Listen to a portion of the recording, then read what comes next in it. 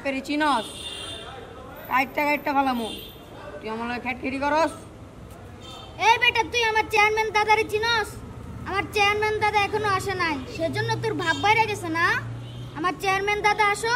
তারপরে দেখামুনি মজা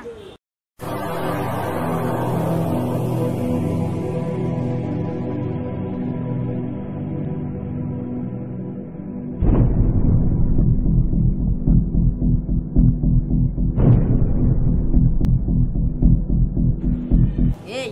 তোর বুড়া চেয়ারম্যান আমি গনি রে ওই দেখ আমার চেয়ারম্যান বড় আব্বা বসে আছে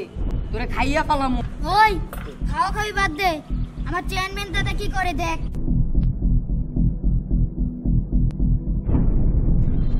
এসব হাত না ছাড়া বাদ দেন অনেক লেট করছেন অনেকক্ষণ ধরে এখানে বসে আছি দেখো শুধুমাত্র দলের কারণে আজ তোমার মতো ফাজিল ছেলের পাশে আমি বসছি এখানে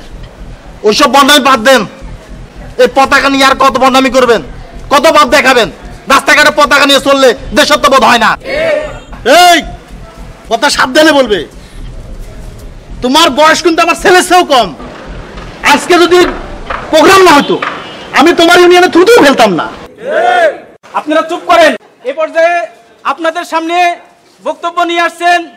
চেয়ারম্যান রজব আলী কি আর বলবো সংগ্রামী ভাইরা আপনারা জানেন অনেক ভালো একটা উদ্দেশ্যে আজকের এই প্রোগ্রামে আসছিলাম কিন্তু কিছু কুচক্রী মহল আমার পাশে থেকে আমাকে ডিস্টার্ব করতেছে আজকে জনগণ আমার পাশে আছে আমি দেশকে অনেক ভালোবাসি এই দেশের জন্য কত কি না করেছি দেশকে তো কত ভালোবাসি এই কারণে এই পতাকার ভালোবাসা আমি ছাড়তে পারি না এই জন্য পতাকাটা সবসময় রাখি আমি আমার এলাকাকে ফকির মুক্ত ঘোষণা করেছি আমার এলাকায় কোনো ফকির নাই বাবা চেয়ারম্যান আমার পুরো টাকা ভিক্ষা দাও আমাকে চেয়ারম্যান আমার পুরো টাকা দেয় না আমার এলাকায় কোনো ফকির নাই এই এলাকায় দেখছি দুই চারটা আছে ফকির হবেই না কেন এই এলাকার চেয়ারম্যান যেখানে ফকির যার মধ্যে কোনো প্রকার দেশপ্রেম নাই সে এলাকাতে ফকির থাকবেই প্রিয় এলাকাবাসী যা বলছিলাম ফকির কে কি বলছেন আপনি ফকির কে মানে আমি ফকির মানি এই আপনি একটা ফকির ফকির আমি ফকির আপনি দেশ পতাকা নিয়ে ভিক্ষা করে মানুষের কাছে তুই বলিস কি রে আমি ফকির ফকির না কি আপনি আমার মতো দেশপ্রেমিককে তুই ফকির বলিস ফকির না কি আপনি